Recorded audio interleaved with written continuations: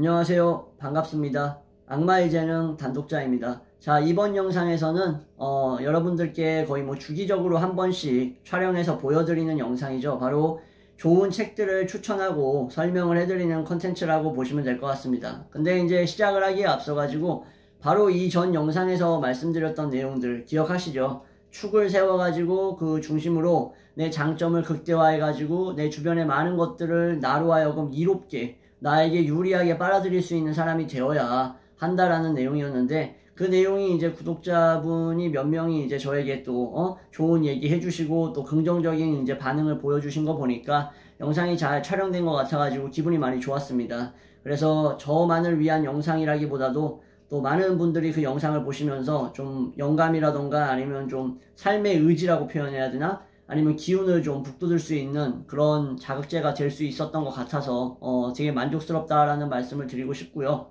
그리고 시작하기에 앞서가지고 하나만 더 말씀드리면 구독자분이었는데 남자분인지 여자분인지는 제가 말투만 보고는 모르겠습니다. 문자 언어이기 때문에. 어쨌든 근데 성별과 상관없이 하나 말씀드리고 싶은 게 이렇게 질문을 하셨어요. 단독자님, 그렇게 자기 신념을 가지고 장점을 극대화하면서 그리고 모든 것들을 이제 내 주변으로 끌어당길 수 있는 그러한 에너지를 만들어 나가는 게 물론 좋지만, 그게 이제 이상적이게 보이지만, 그런 것 때문에 만약에 주변 사람들을 잃는다든지 아니면 그런 걸로 인해서 그런 성향이 부담스러워서 만약에 내 주위를 떠난다든지 하면 오히려 좀 손해가 일어나는 거 아닙니까? 인맥적인 차원에서 뿐만 아니라 대인관계에 있어서 마이너스가 아닐까요? 라고 생각을 하시더라고요. 그런 노파심을 가진다라는 게 잘못됐다라고 생각은 안 합니다. 충분히 그런 생각을 할 수 있고, 특히나 또 외로운 입장에 처해져 있는 분들 같은 경우에는 내가 이러한 스탠스를 고집한다라는 게 대인관계 측면에서도 더 외로움을 가중시키는 게 아닐까라는 생각을 할 수도 있어요. 근데 저는 분명하게 말씀드리고 싶어요. 이런 질문을 하신 분뿐만 아니라 이러한 생각을 공유하고 있는 또 어딘가에서 또 숨어서 보고 계신 구독자분들께는 정말 이런 말씀을 꼭 드리고 싶은 게, 그렇게 해가지고 만약에 여러분들의 주위에서 멀어질 사람이었다면 애초부터 멀어질 사람이었다라는 걸 말씀드리고 싶고, 그리고 그런 걸 통해서 잃는 사람은 사실상 잃는 거라고 보시면 안 됩니다. 원래부터 여러분의 것이 아니었다라고 생각을 하면 돼요. 그 인맥 자체가, 그 관계 자체가 무슨 말인지 아시겠죠?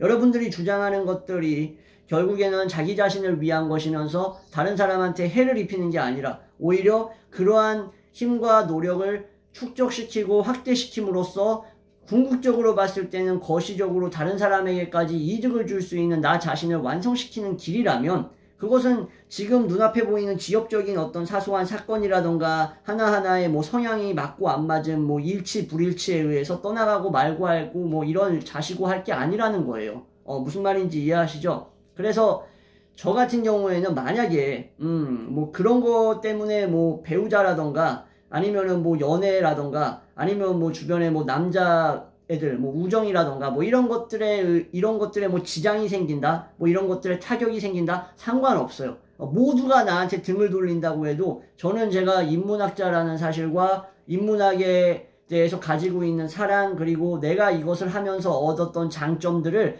결코 포기하거나 버릴 생각이 없어요. 남들이 그거에 대해서 거만하다, 부담스럽다, 어떤다, 저쩌다, 너무 확고하다, 부러질 것 같다, 사람이 휘지 않고 부러져 버릴 것 같다, 여러 가지 얘기를 한들 상관이 없다라는 거예요. 막말로 우정이 그런 것을 허용하지 않는다면, 지금 현대사회의 우정이 나한테 그런 걸 허용하지 않는다면 그런 우정은 필요가 없는 거예요. 어쩔 수 없어. 나의 증진이 먼저야. 나의 발전이 먼저이기 때문에 그런 우정은 필요 없는 우정인 거야. 그리고 만약에 연애라든가 결혼해서 그런 여성들이 그러한 남성상을 원하지 않는다면 그것도 어쩔 수 없어요.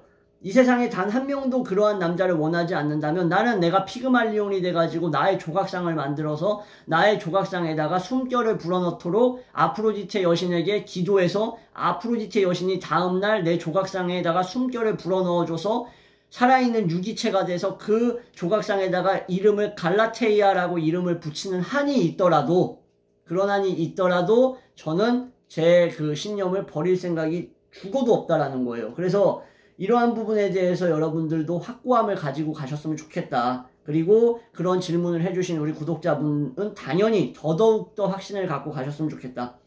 인간관계라는 게 진짜 술렁이는 파도와 같다. 물론 그것을 뭐 배척하고 경시하고 막대해서는 안 되겠지만 그게 내가 진행하고자 하는 길, 내가 걸어가고자 하는 어떤 앞날과 그 방향성에 어긋난다면 어쩔 수 없어요.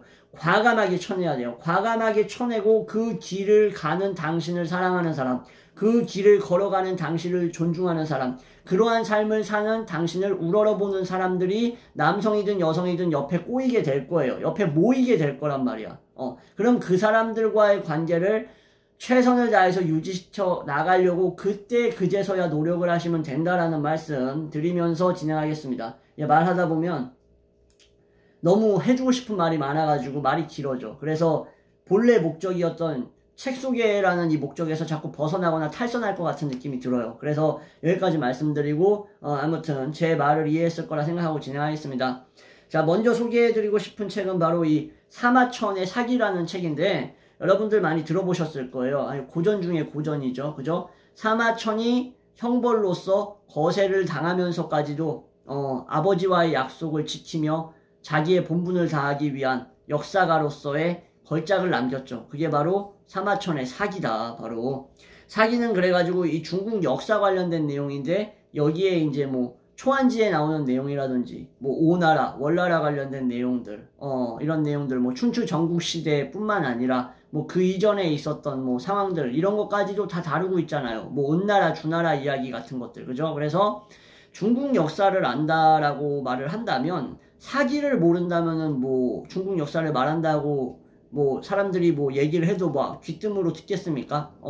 귀뜸으로 듣는 게 아니지 뭐 귀로 제대로 듣겠습니까? 아니 사기도 모르는 놈이 뭐 중국 역사를 얘기한다 그래. 이런 얘기 분명히 나올 거란 말이에요. 그래서 관심 있는 분들 같은 경우에는 좀 봤으면 좋겠고요. 그리고 저는 이 사마천의 사기를 보면서 수많은 인간 군상들이 지니고 있는 개별적인 특징과 성질, 그리고 무엇을 통해서 이 사람이 흥망성쇠를 겪었는가, 본인의 성격 때문이었는가, 아니면 뭐 지리적인 어려움이었다라든가, 모함이었나, 배신이었나, 아니면 자신의 판단 착오였나, 이런 것들을 다 여기서 배울 수 있어요. 그래서 인문학이 제시하는 가장 값어치 있는 부분 중에서 바로 그런 부분들이 바로 이렇게 고전 역사서 같은 데에서 많이 노골적으로 드러나고 있다라는 점을 저는 되게 높게 평가하고 있습니다. 그래서 이거는 일비 출판사에서 나온 책인데 뭐 도회라던가 뭐 이런 약간 일러스트 그리고 여러 사료집처럼 되어 있어가지고 여러분들 보시기가 참 괜찮습니다. 지도도 되어 있고요. 그리고 이렇게 인물에 대해서 주목하는 내용들이 많이 나와 있어요. 그 사람이 어떤 사람이었는지,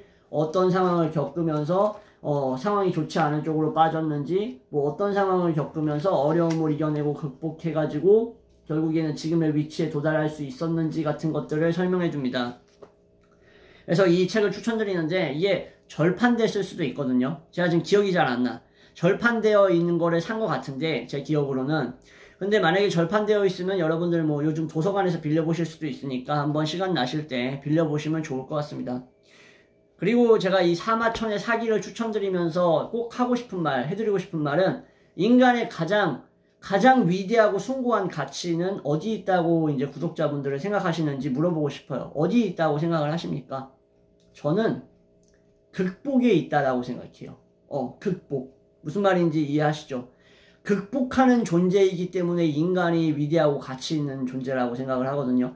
그 극복이라는 개념이 역사를 보면 분명하게 드러나고 위인전을 보면 명확하게 드러나죠. 그죠? 그래서 제가 위인전을 사랑하는 거라고 생각을 합니다. 제 스스로.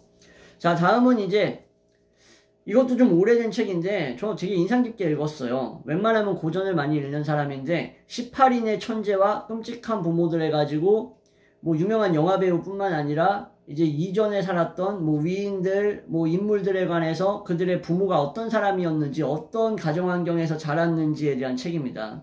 그래서 뭐 스탈린, 이오시프 스탈린에 대한 내용도 있고, 뭐 마르틴 루터에 대한 내용도 있고, 클라라 슈만에 대한 얘기도 있습니다. 모차르트에 대한 내용도 당연히 있고요. 그래서 참 유별났던 부모들, 집착했던 부모들, 강압적인 부모들이 어떠한 악영향을 자식에게 미쳤는가. 근데 그 자식들이 그것을 이겨내면서 어떠한 위대한 업적을 이뤘는가가 여기에 나와 있습니다. 나는 이거 진짜 시간 가는 줄 모르고 읽었어요. 정말 빨리 읽었습니다. 너무 가독성이 좋아가지고. 근데 이거는 아마 절판된 책일 거예요. 그래서 여러분들 이것도 빌려보실 수 있을 거라고 생각을 해요. 도서관에서. 그래서 꼭 빌려보셨으면 좋겠습니다. 출판사는 미래의 창이라는 출판사입니다.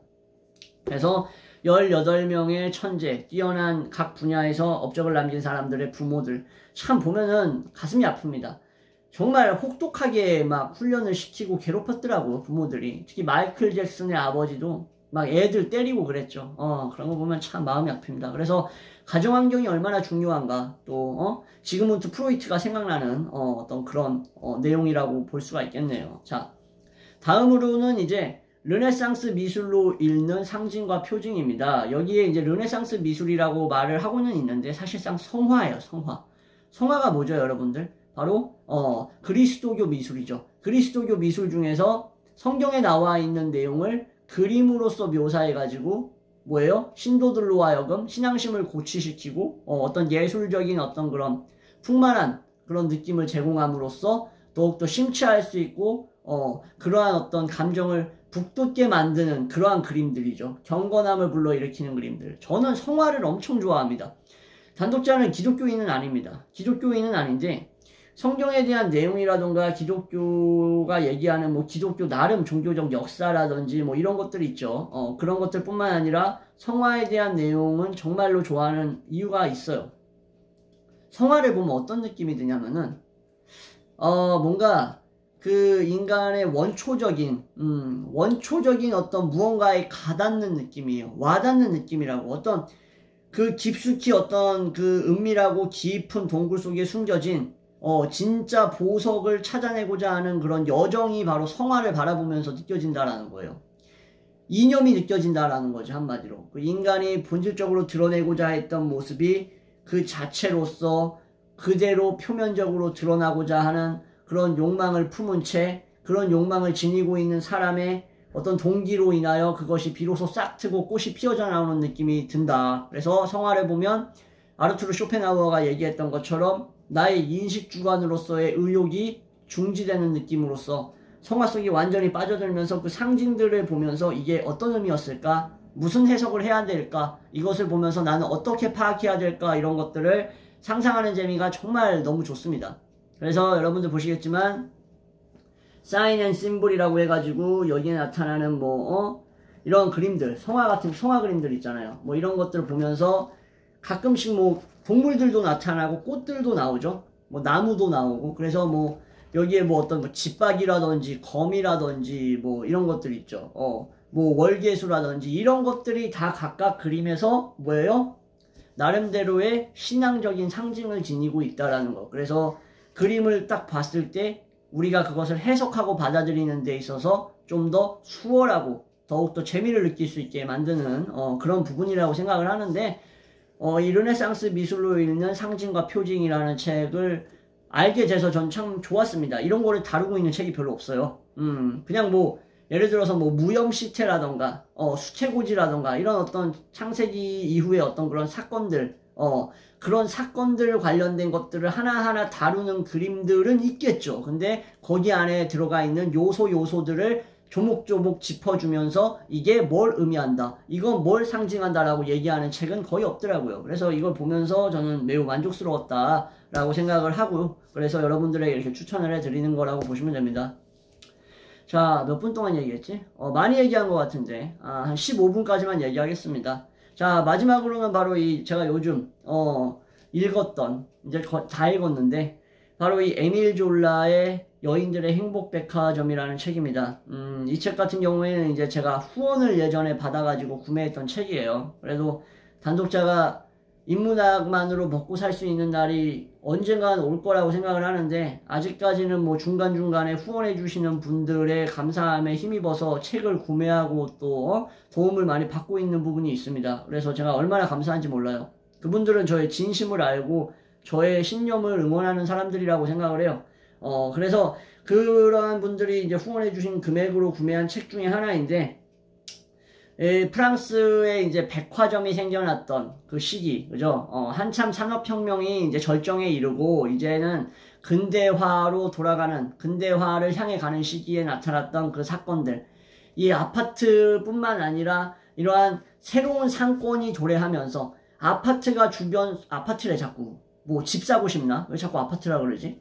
이 백화점이 거대해지면서 주변의 소상공인들과 이런 제조업, 이런 수공업자들의 이러한 터전을 다 박살내버리고 황폐하게 만들면서도 계속 배를 불리면서 더 커져가는 기계화되는 모습들을 다루고 있습니다. 그래서 이 백화점 안에서 드러나는 노동자들, 판매원들의 삶, 생활상, 그리고 소상공인들이 어떻게 몰락해 가는지, 그 당시 파리, 19세기 말의 파리의 모습들, 그 거리 배경, 그 속에서 드니즈라는 시골 처녀가 파리에 올라와서 부모님이 돌아가셔가지고 파리로 올라온 거거든요. 먹고 살려고 두 동생과 함께. 그 드니즈에게 펼쳐지는 기가 막힌 여러 순환과 어려움, 그리고 수많은 인간관계가 빚어내는 여러 갈등과 모순 같은 것들이 다 담겨져 있습니다. 그리고 여인의 욕망이 무엇을 향해 있는가를 노골적으로 에밀 졸라 특유의 예리한 통찰력과 문체로 다루고 있는 루공 마카르 총서 11번인가 13번째 작품으로 알고 있어요. 이 여인들의 행복백화점 장편소설인데 정말 재밌습니다. 여기서 정말 그 제르미날에 나왔던 그 문구가 생각나요. 한 남자의 마음에 여성이 들어있다면 그 남자는 끝난 거다 라고 이제 얘기했었죠. 제르미날에서. 그 내용이 바로, 제가 스포일러니까 더 이상 얘기 안 할게요. 그 내용이 바로 이 백화점의 사장, 대표자였던 무레라는 인물이 있습니다. 그 무레에게 정확하게 적용되는 그 문장이에요. 그래서 이 무레라는 인물과 우리 주인공 드니즈라는 인물이 만들어가는 이야기들, 이런 것들을 한번 보시면서 여러분들 또 즐거움을 느끼셨으면 좋겠습니다. 정말 에밀 졸라는 제가 자연주의 문학의 거의 탑 3 안에 드는 사람이 아닐까라는 생각을 해요. 전 세계적으로 동양 서양 할 거 없이 봤을 때. 그래서 이렇게 총 4권을 소개해드렸습니다. 사기, 사마천의 사기 관련된 거, 그리고 두 번째는 이제 부모들, 유별나고 아주 강압적인 뭐라고 써져 있지? 끔찍한 부모들이라고 써져 있네. 그리고 18명의 삶을 조명하고 있고, 그리고 르네상스 미술로 읽는 상징과 표징들, 까마귀, 뱀, 거미, 꽃, 나무, 이런 것들이 성화에서 어떤 의미를 지니고 있는가, 여러분들의 예술적인 관찰이라던가 지각의 폭을 훨씬 더 다채롭게 만들어줄 수 있을 것 같고요. 그리고 마지막으로는 에밀 졸라의 여인들의 행복백화점, 이렇게 해가지고 마무리하도록 하겠습니다. 지금까지 시청해주셔서 감사하고요. 이제 날씨가 어마어마하게 더워지는 것 같습니다. 정말 힘들고, 저도 여러분도 힘들고 저도 힘들고 동물도 힘들고 다 힘들지 않겠습니까? 곤충도 힘들걸요, 솔직히 말해서. 그죠? 아무튼 건강관리에 유의하시면서 저는 초심을 잃은 적이 없습니다. 영원합니다, 저는. 이상 마무리하겠습니다. 감사합니다.